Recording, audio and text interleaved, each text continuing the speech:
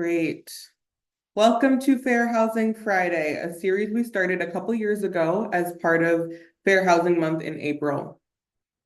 My name is Kalia Livingston. I am the Fair Housing Project Education and Outreach Coordinator at CVOEO, known as the Champlain Valley Office of Economic Opportunity. Joining me today is Jess Hyman, Associate Director of CVOEO's statewide housing advocacy programs.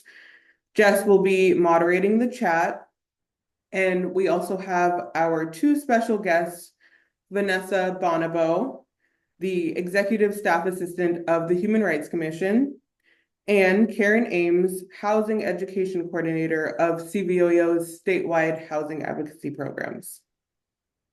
Both guests will discuss their roles and responsibilities at their organizations, and we will explore, honor, and uplift how their work effectively combats housing discrimination and insecurity in our Vermont communities. Thank you all so much for joining today. I really appreciate your attendance and participation. I just want to ask that people keep their microphones muted until the end when we have time for questions. Feel free to come on and off camera, whatever you're comfortable with. And we will be taking questions during the last 15 minutes of the webinar. If folks have any clarifying questions, they can put those in the chat and Jess can answer them. Or if people would prefer that Jess ask a question to our guests later, you can send her a message directly and she can ask that question. Please note that this webinar will be recorded and the recordings will be available at our Fair Housing Month website, which is fairhousingmonthvt.org. And we will do our best to make this dialogue accessible to all audiences, but feel free to ask for clarifications in the chat. And we will be sharing additional resources throughout the webinar. And if you miss anything, they will be in a follow-up email as well. Before we hear from our guests, I would like to share some information about the Fair Housing Act and the work that we do with the Fair Housing Project at CVOEO. The Fair Housing Act was enacted in 1968 to address discrimination in housing, giving people right to rent, buy, and finance housing free from discrimination to create an equal opportunity in housing choice. There are 7 federally protected classes that each state must enforce, making it unlawful to discriminate against people in housing based on race, skin color, religion, national origin, sex and sexual harassment, familial status, and disability. States can also elect additional protected classes, and in Vermont, this state acknowledges 5 more additional protected classes, and those include marital status, age, sexual orientation, gender identity, people in receipt of public assistance, and survivors of abuse. People with membership in these classes have additional protections to support their right to peaceful enjoyment of their homes. The Fair Housing Project is part of CVOEO's statewide housing advocacy programs. Some of the work we do is offer trainings and workshops to all interested community members, including homeowners, renters, people who finance housing, legislators, any and everyone in between. We provide educational materials, and we do one-on-one fair housing consultations with anyone experiencing legal housing discrimination or anyone who needs support or knowledge around the topic. So before we turn it over to our guests, I just want to do a quick thank you and take some time to appreciate and honor the partners and sponsors that we have for this year's Fair Housing Month.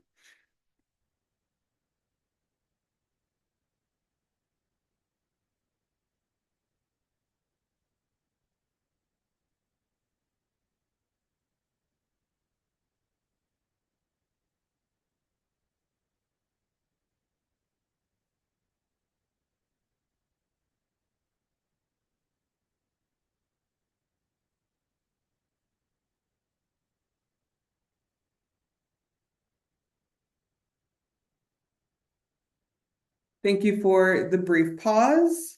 Now it's time to hear from our guests. So to start, I have a couple of questions for Vanessa Bonebo, and then we'll ask Karin a couple questions. And like I said, if things come up for folks, please feel free to utilize the chat. So Vanessa, as Hi. the executive staff assistant of the Vermont Human Rights Commission, you're often the first point of contact for people reaching out to the organization.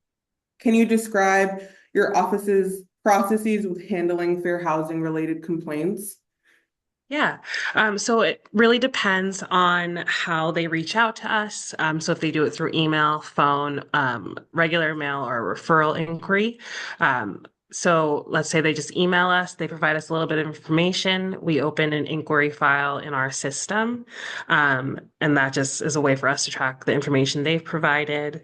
And what we do is based off of the information that they give us, we determine if we need to have an intake meeting to get a little bit more details about the situation they're facing, or if we can proceed without an intake meeting. Um, so if we do need an intake meeting, we'll reach out to the what we call the complainant to schedule one. And the goal of that is to really be able to get a cohesive timeline of events that have occurred and the alleged discrimination, and really just a narrative and a prima facie case. So basically, is there enough information here to move forward into an investigation? And then our after an intake, I review the case with my executive director, Big Hartman, and we really take it fine tooth comb to go through it and determine if this is something that we can accept for investigation. And if it is, I'll notify the complainant, and then we draft a complaint for them to approve and then have signed and notarized. And if we do decide that we can't accept the complaint for investigation, then I'll notify them of that. Um, and then sometimes offer them other resources depending on their situation. Great, thank you for explaining that process. Are there any reasons why the Human Rights Commission may not move forward with a fair housing complaint? Yes, that's a good question. We would love to take every case that comes through our door. Unfortunately, we are very short-staffed and have limited resources, so we have to have very detailed criteria that people have to meet in order for us to accept it. So there are different things that we measure on. Can they articulate a case, a prima facie case, like I mentioned? Is there a correlation between the bad action and their membership to a protected class?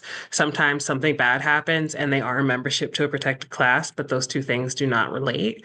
And so then we wouldn't investigate that because that wouldn't fall within our jurisdiction.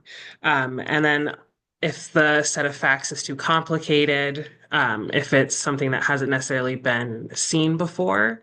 And then there are some others as well.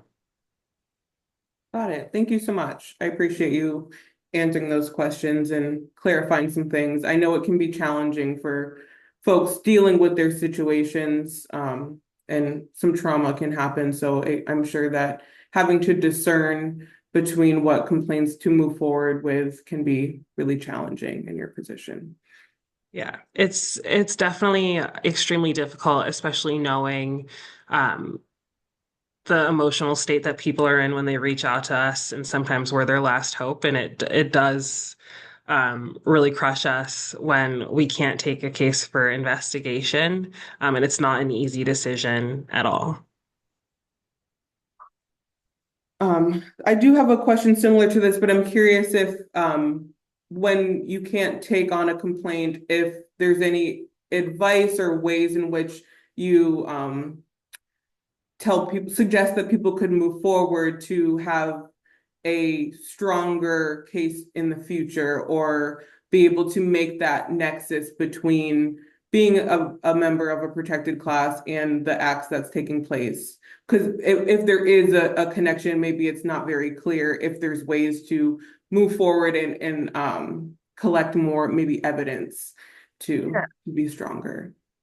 So some things that we've seen that have been really successful is people when they create a really well detailed timeline and they create it as things happen, so it's fresh in their mind. That really helps us move faster through our intake process and get a really good picture of the events that have occurred.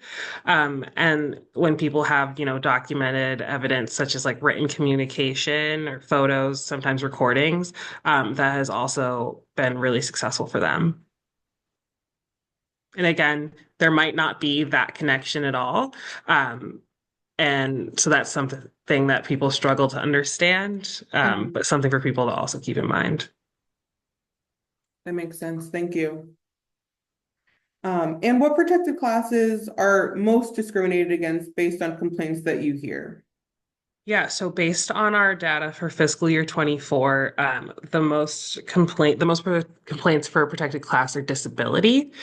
So that ranges from reasonable accommodations to service animals, and that is throughout all three of the areas that we investigate. So that's housing, public accommodations, and employment.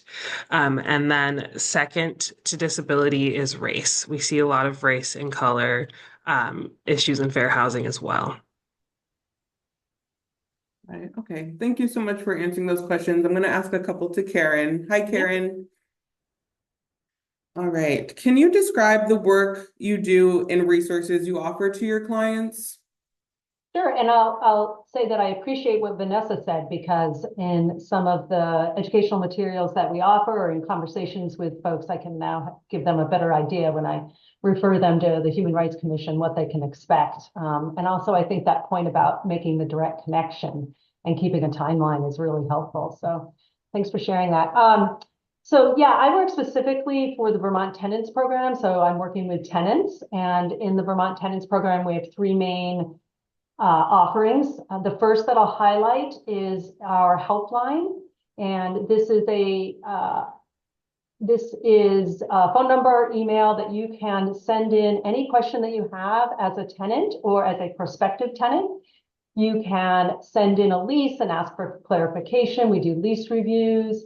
Basically, any question you have as a tenant, and you need some advice, just give us a call. We prioritize calls based on whether there are major complaints that affect safety, health and safety, or whether they're more minor things, and then we give people a call back. And sometimes I cover that hotline, and it's very eye-opening and it's very helpful when I then go and do some workshops with folks. I have real examples to use.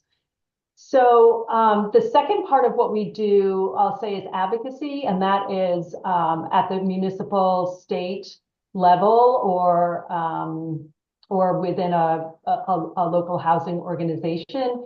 And that is helping folks who aren't involved in the tenant landlord conversations to understand the needs of a tenant. And often those voices aren't heard as well as other voices. So it's really important to bring that perspective in. And then the third thing where I focus my work is on education. It sounds like a very formal word, and it really encompasses trying to empower tenants to know their rights, know their responsibilities, and know the resources that are available in the community to help when they may have a problem while renting. And so there's some formal workshops that we've developed that we offer completely online, on demand, take, on your own time, however long you want to take with the material. A lot of people have been accessing workshops that way. That's not for everyone. So we offer once a month interactive Zooms like we're doing here. And we also offer in person, and we get a lot of requests for interpreted sessions.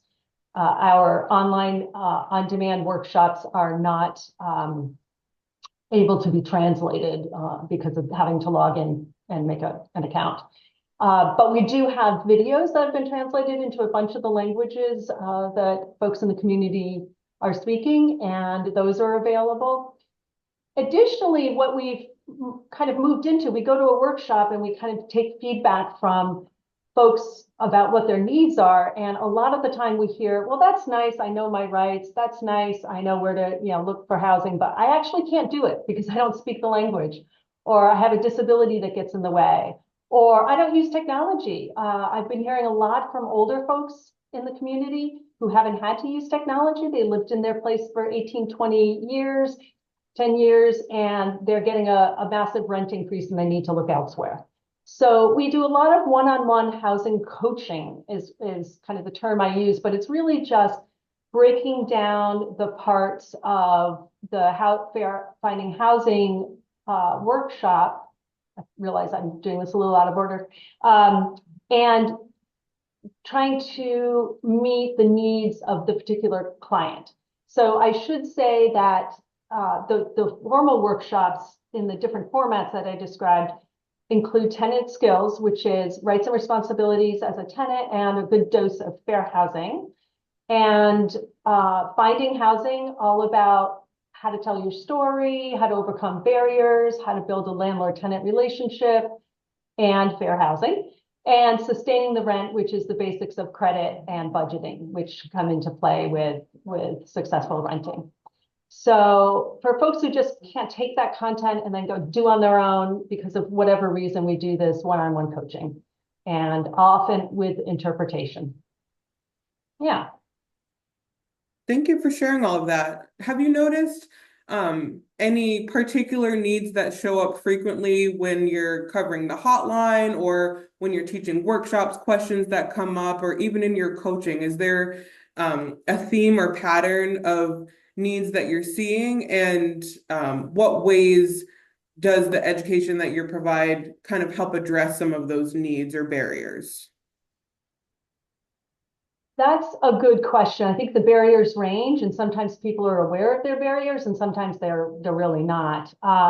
So I would say that one of the biggest things is people feel defeated because it's a very tough housing market. Rents are very high. There isn't a lot of housing, and there's rental housing is available.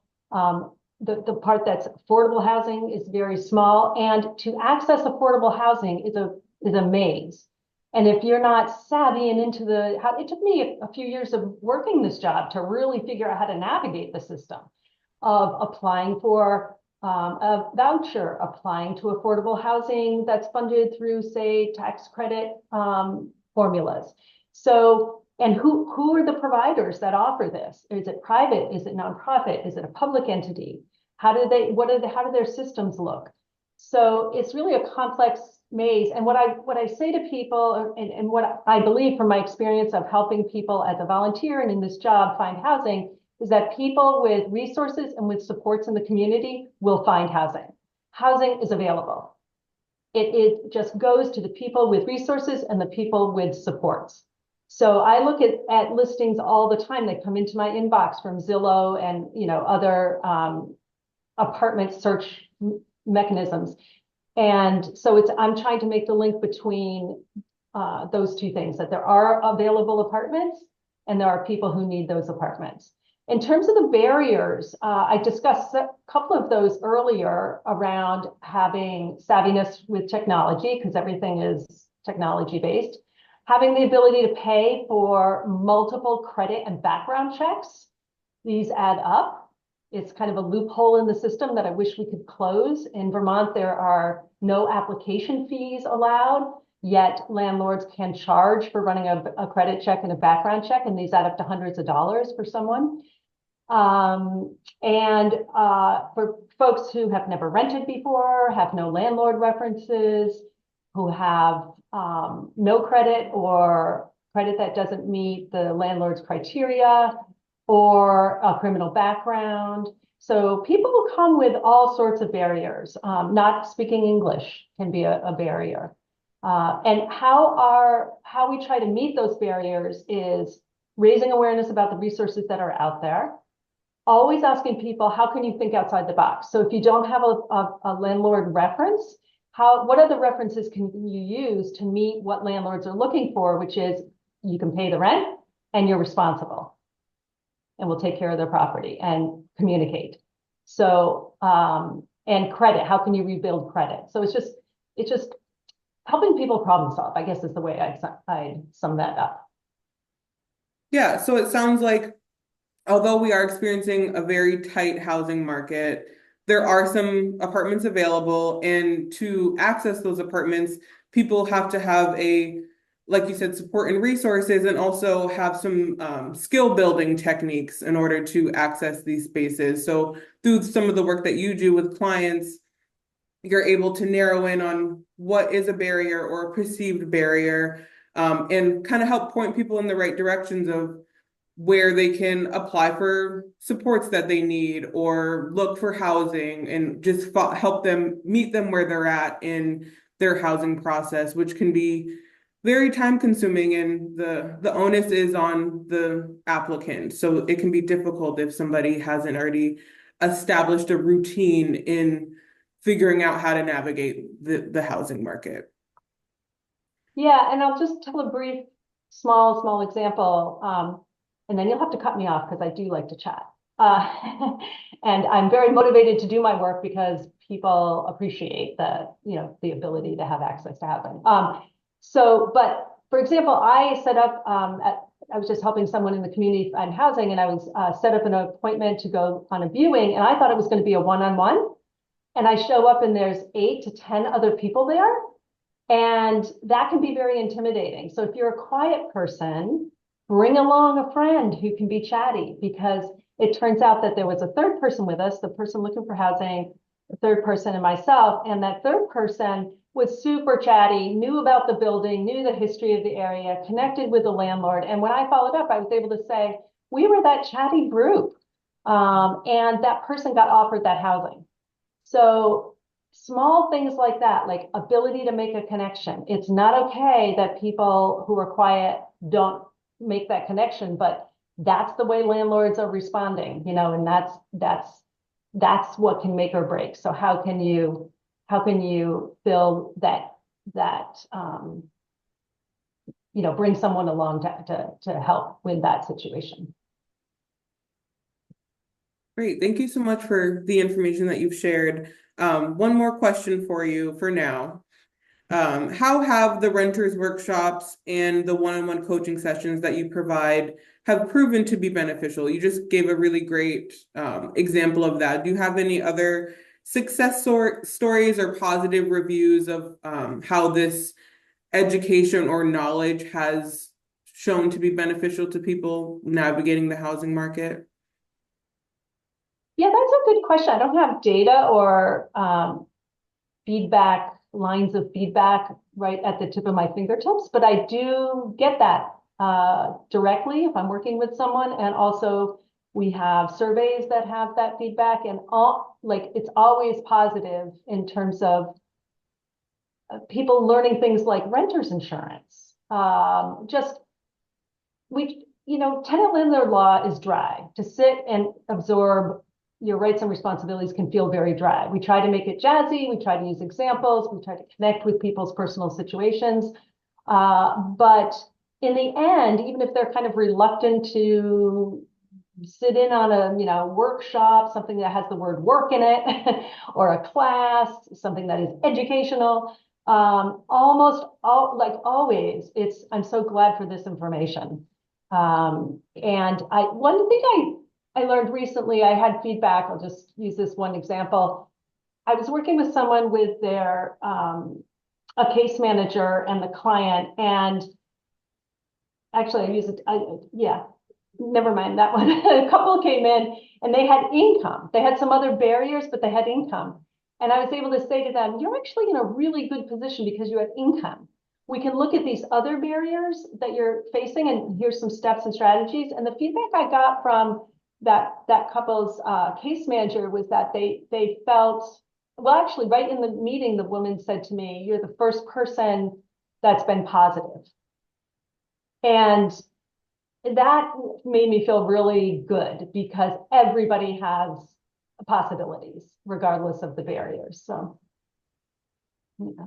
Wonderful. Thank you so much for sharing that. I really like how you described the work that you do and how you're able to see, okay, what works in your favor, and how can we support the things that maybe are going against you in navigating this process, and you're able to support people there. I think that's super great. I have a couple more questions for you, Vanessa. Talking a little bit about the experiences that people face with housing discrimination, are there any acts of fair housing discrimination that are more challenging to prove? Yeah, so really any kind of disparate treatment is one of the hardest, if not the hardest things to prove. Um, and that's based on any sort of protected class, because we really, in these types of cases, have to rely on circumstantial evidence. And it's hard to prove unless you have, that kind of intimate knowledge of um, how they're treating you differently than others. If you can show direct evidence of them treating you differently than others, then it wouldn't be difficult to prove. But also, in these situations, we know in our gut that this is wrong. And yes, okay, we know in our gut this is racist, this is transphobic, this is misogynistic, this is ableist. But the question is, does the law provide an avenue for us to show this? For us to show that it's discrimination. And the law isn't necessarily always on our side. So that's why it's one of the hardest cases for us to prove. Got it. That makes a lot of sense. And can you just briefly explain what disparate impact means to folks? Yeah, so disparate treatment uh, really basically is, am I being treated differently because of my membership to a protected class, right? So are other folks receiving services that I'm not, or is the landlord not preventing harassment that I'm receiving from other tenants because of my membership to a protected class? Got it. Thank you so much. And as you are taking on these complaints and hearing about people's experiences, how do you help with how do you be trauma informed in the way that you are dealing with these cases with clients? And how do you promote self-care or practice self-care in your personal life? Yeah, so I'll start with the first part of that question. We try to meet people where they're at and give them as many, I guess, resources isn't necessarily the best term, but as many options to make this as comfortable as a process as it can be. This process is difficult because people do have to relive this trauma. But so we can offer the ability for them to have a support person with them in the intake meeting. We let them know that if they are feeling too activated, too emotional, their stress is really high, that we can continue it at a different time. We also, a lot of times with traumatized complainants, they have a difficult time kind of giving me a coherent story. And so, really, at the beginning of the call, I ask for consent to redirect them.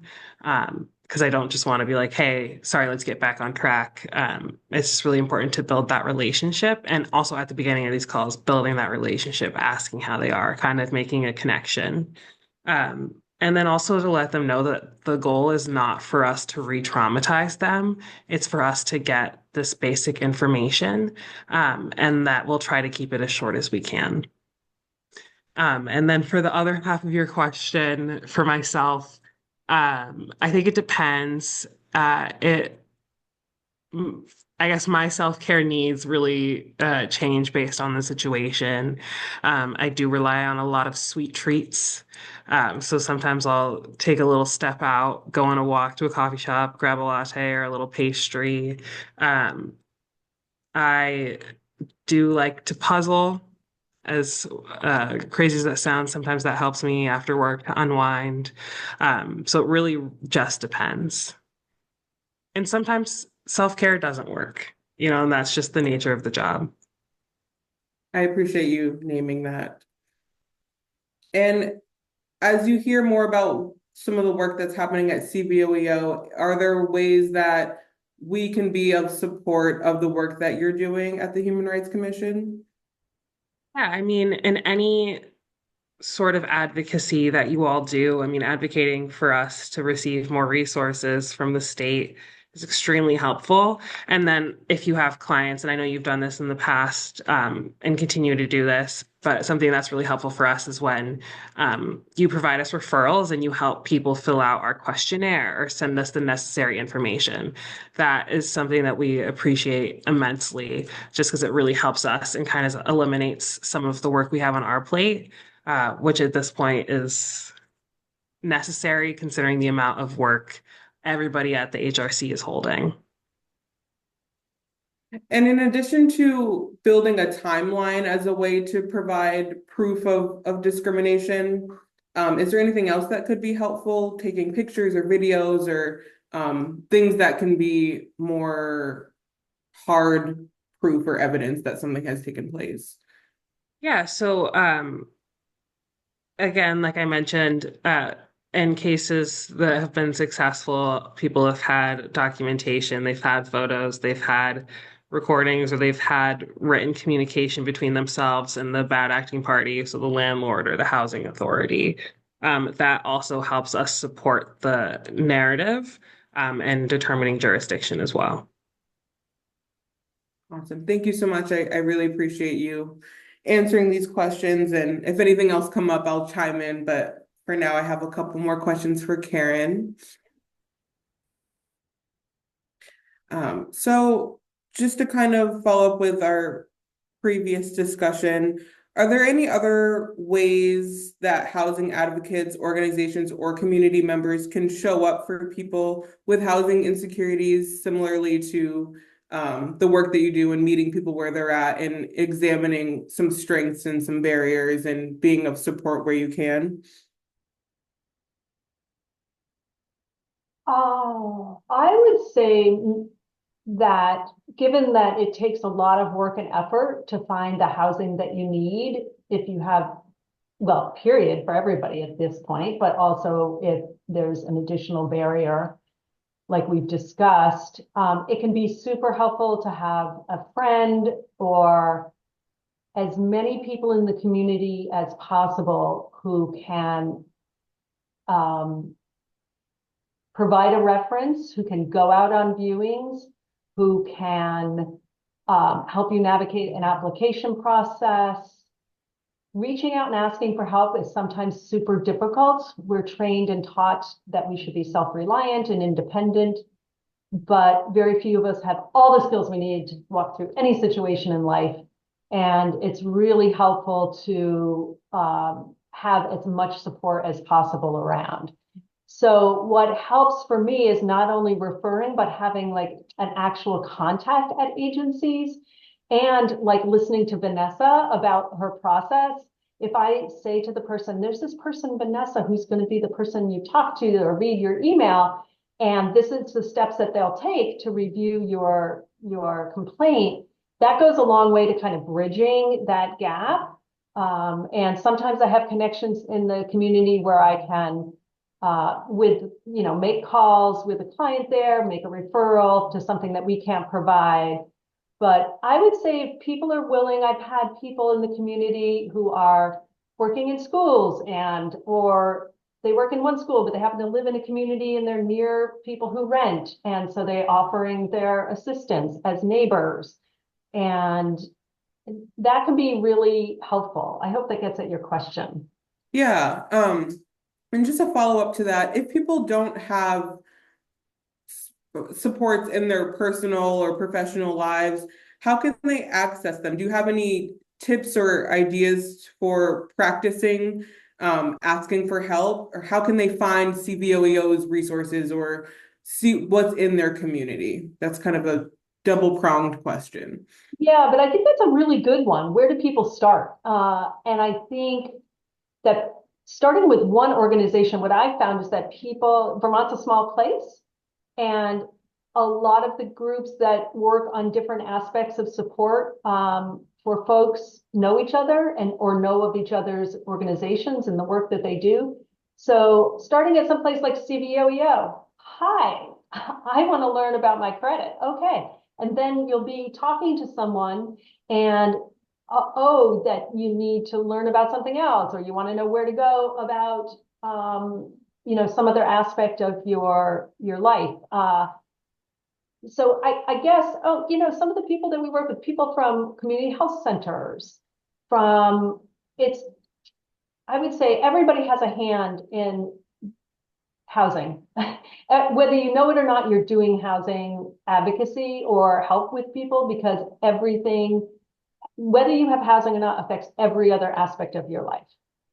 Whether you can get to work or not, whether you can shower or not, whether you can maintain your health or not.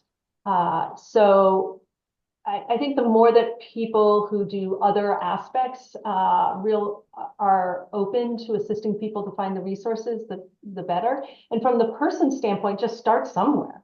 And it's very hard to walk in the door, but hopefully we're welcoming. And if you walk in and just take a brochure, that's a great place to start. Browsing online, you don't have to put yourself out there. That can be a great way to start. Yeah. Thank you. Those are all really helpful pieces. And I loved what you said. Everybody does have a hand in housing. I think that that's important for us to acknowledge as community members.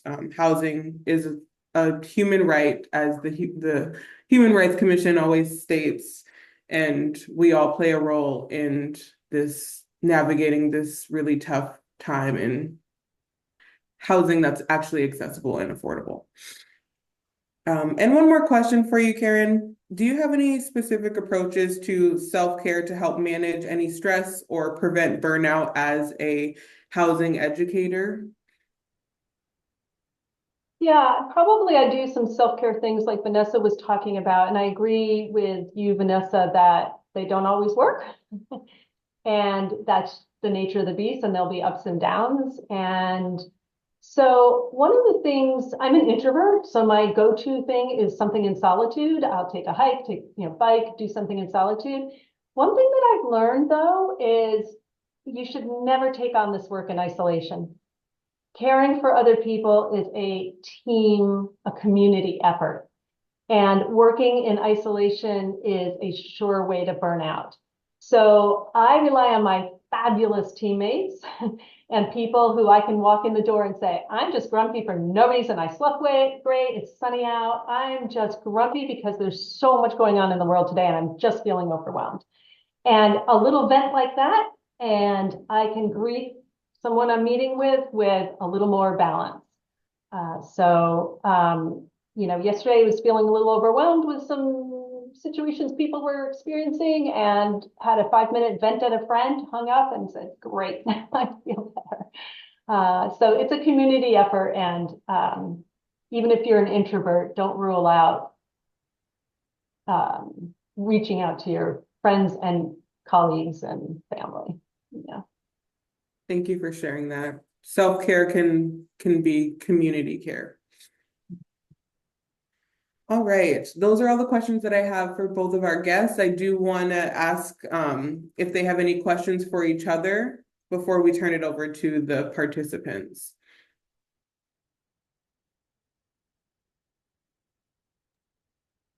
Karen, I think you explained everything really well. And I know we often at the HRC refer people to Vermont Tenants. And so really getting a better understanding of your process has been helpful, and will really inform us when we do our referrals. Yeah, likewise. Yeah. And I do the education part, but really I tell everybody it's all about the helpline.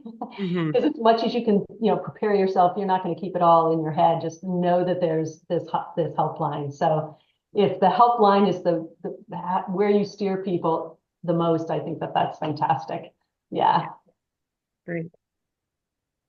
And likewise, just really, really always good to connect and know what the processes are at other places and what you offer. Exactly. Awesome. Well, thank you both. Once again, I'm going to turn it over to the participants. If you could either raise your hand on camera or use the hand raising reaction button to ask a question, that would be great. And I will check in the chat to see if there's been any questions so far, which Jess can ask if that feels more comfortable for folks or if they're in a space where they shouldn't be talking.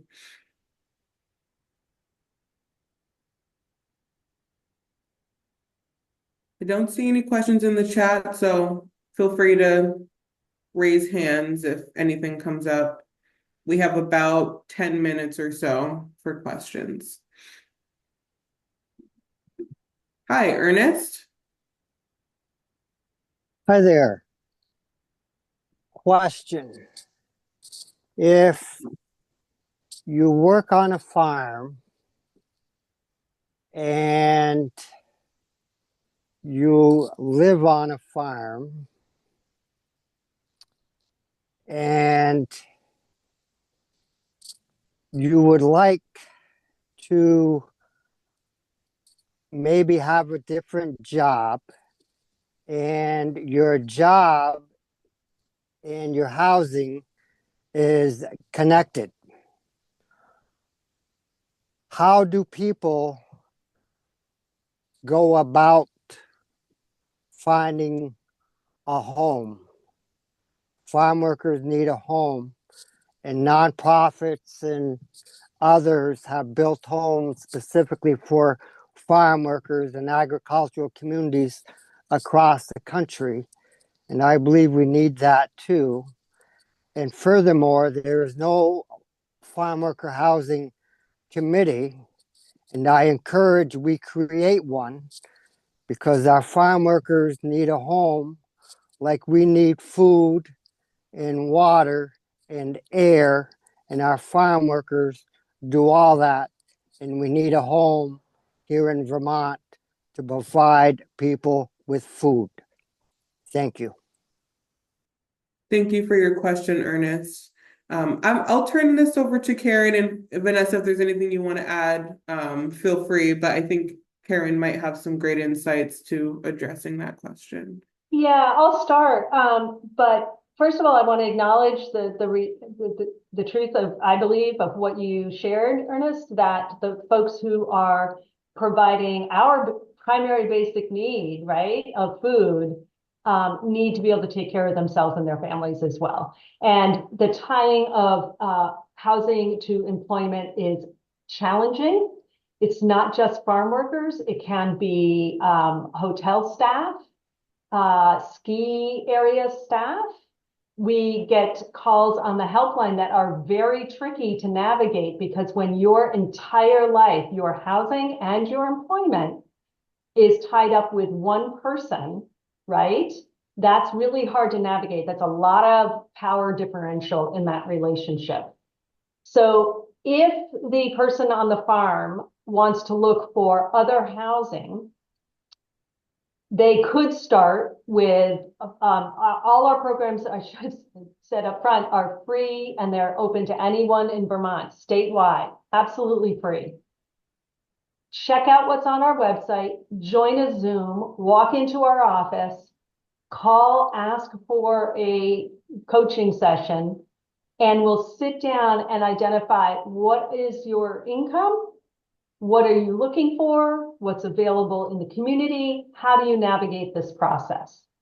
And I have had situations, I remember I was on the hotline, and it was in a rural county, I probably shouldn't name it, that it was someone who had been employed on the farm and they got a different job. And it was a tricky situation to navigate. So I think it depends on your relationship with your employer, and whether you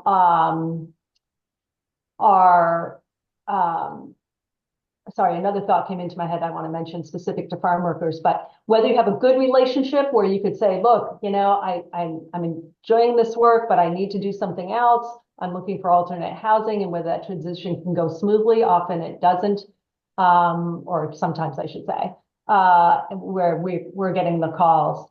So I would say start with our resources and see if they're helpful, and it's a broader conversation. The other piece that popped into my head was a piece of legislation that's moving through the legislative bodies now, and I think Kalia or Jess could speak to this more fully, but migrant justice and a bunch of community partners are working on a bill, right, to assist those who do not have a social security number and status, who are the ones doing the hard labor. I drink milk. I drink milk.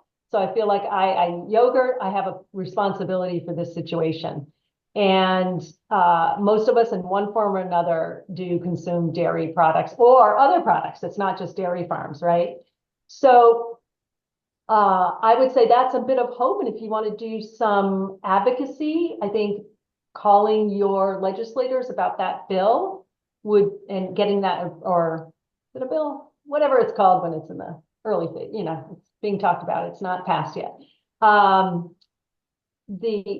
about getting that move forward would be a plus. And that would also help other people who are doing lots of other work off farms who are in similar situations. And one thing in particular I'll plug for is that there's conversation about whether the Social Security number part should be in it or in the bill or out of the bill. And I think that's a key aspect. That housing should be available to our workers here, whether they have a Social Security number or not. Personal feeling, I guess, maybe. Thanks for the question, Ernest. Yes, thank you for the You're question. very welcome. Advocacy for the people who feed us needs much more attention, and we need a farm worker housing committee or a task force, because agriculture doesn't know housing and housing doesn't know agriculture. And thank you for all your work, and I've been advocating for years. And thank you. Thank you for your advocacy. And thank you, Karin, for the great information that you shared in naming the H169 bill. There is some more information about that bill in the chat. And if people would like to support it, Migrant Justice has requested that folks reach out to their legislators if that's something that they would like to move forward with being in support of. Any other questions coming up for folks? Hi, Jess. Hi, I have a question for both Karin and Vanessa. First off, thank you both for sharing your thoughts and expertise with us all today. I would love to hear your wish list. Like, what is your dream? If each of you could change something about housing in Vermont, what would you change? Great question. Yeah, that's a great question. Picking one thing I think is so difficult, just because of the nature of housing in Vermont currently. Um, I guess the simplest answer would be quality housing for at affordable rates. Um, because we shouldn't have to live in dilapidated, rundown housing, just because it's the only rent that's less than $2,000 a month. Thank you, Vanessa. Do I have to limit it to one? Can I have two? Sure, of course. My top two are just more specific to what Vanessa just said. And the first is to get rid of the ability to terminate a tenant without cause. I think that causes, or I use the word cause again, but it affects so many people in negative ways. And you can be a perfect tenant, just chugging along, enjoying your life. You've done everything right. And in fact, you're keeping the place pristine, you're gardening there, and the landlord gives you a notice and you have to leave. And that is part A of what makes being a tenant in Vermont so insecure. Part B is there's no limit on rent increases. We have an aging population in Vermont. And many people are on a fixed income. And when there's no limit to the ability to raise rents go out of control. They're not at all comparable or commensurate or complementary, whatever the word is that I'm looking for, to people's earning power or their income, and or as Vanessa pointed out, the quality of the housing. So you're paying a lot of money for not very good housing. And so I would advocate for a rent increase. How do I want to frame this? A limit on rental increases. So not a rent cap. I think that would go nowhere, but an ability, a limit on how much can be raised at one time. I would also like to add, and I think maybe the most basic thing, but for landlords and property managers and even housing authorities to have a better understanding of the Fair Housing Act, because that's something that we see in a lot of our cases, just this lack of knowledge, and where a lot of these situations could have been avoided had they educated themselves, gone through some sort of training. Mm. Thank you both. Those are all, let's do all that. It'd be wonderful. I also want to answer the question, although I wasn't asked, and I think fair housing training for all housing providers would be a amazing part of my utopia. And just kind of more broadly for everyone to have a common belief that access to affordable, equitably affordable housing overpowers any other role that a person may have in the general housing market, whether you're a housing provider, a tenant, a homeowner, working for a housing authority, just keeping that common belief in practice. And any other questions before we wrap up?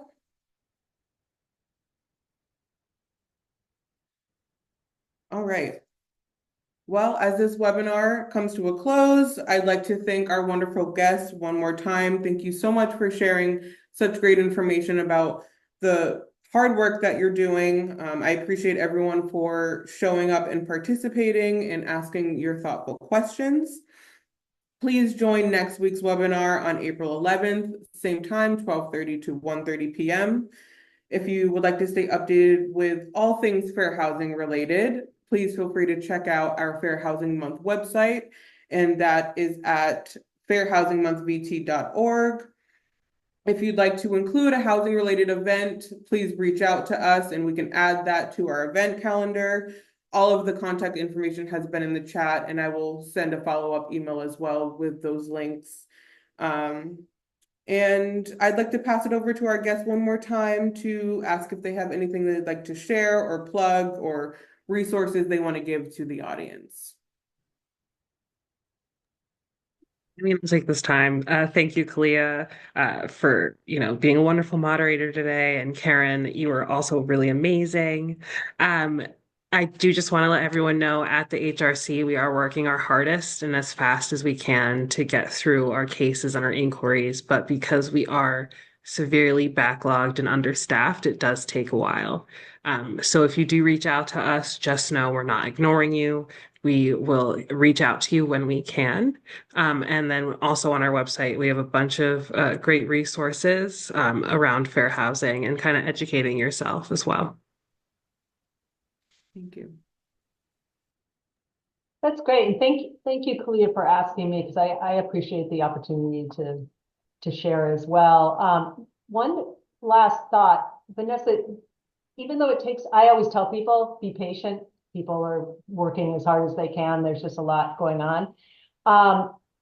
When people call in or email, do they get an automatic, I got you, like it's been received, or no? Just so I can let people know what to expect. So that's a great question. Currently, we do not have an automatic, it's been received. On our main line, when you call, you do go to our voicemail usually, and it'll tell you like we'll get back to you as soon as we can. We have been really trying to keep on top of our inquiries as much as possible in responding to people. But because of the severe influx we are receiving, we are moving towards having those automatic replies. So most likely in the near future, yes, but currently no. Yeah, that's just good to know because I use other people's systems and sometimes I get a reply, sometimes I don't. And it's just good to be able to say, you won't hear from them, but know that they've gotten you, kind of thing. Thanks. Great. Well, we are going to end for the day. I hope to see lots of you next week as well for next week's topic, which we will have special guest Nate Lantieri on to discuss the most recent housing needs assessment. So that will be an interesting and riveting conversation, and I hope to see you all there. Have a great afternoon. Bye.